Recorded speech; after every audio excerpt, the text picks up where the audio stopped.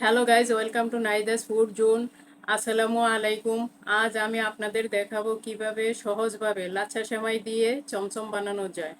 এই রেসিপিটি বানানোর জন্য আপনাদের যা যা প্রয়োজন: 100 গ্রাম লাচ্ছা সেমাই, হাফ কাপ গুঁড়া দুধ, দারুচিনি ও এলাচ গুঁড়া পরিমাণ মতো, চিনি হাফ কাপ, লিকুইড দুধ পরিমাণ মতো।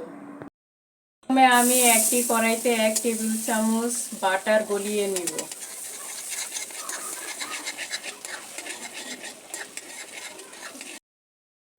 এরপর আমি দারুচিনি ও এলাচ গুঁড়া দিব। এখন সেমাইটা দিব, গুঁড়া দুধ দিব, চিনি দিব। এখন কিছুক্ষণ ভেজে নিব।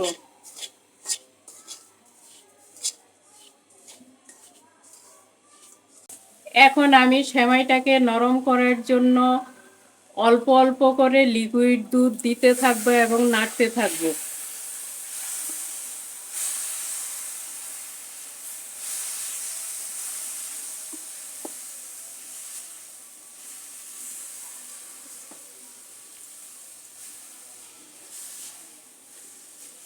সেমাইগুলি দুধ সম্পূর্ণভাবে শুষে নিলে চুলা থেকে উঠিয়ে নিব। এখন আমি সেমাইগুলো থেকে চমচম আকৃতির মিষ্টি বানিয়ে নিব।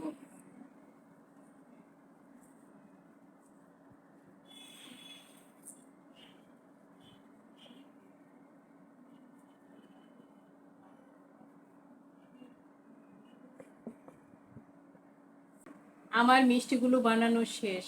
এখন আমি মিষ্টিগুলো গুঁড়া দুধে রোল করিয়ে নিব।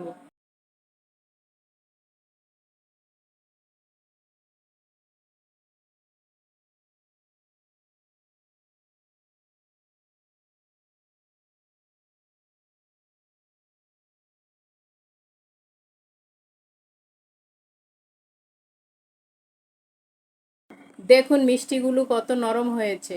আমি আপনাদের একটা কেটে দেখাচ্ছি।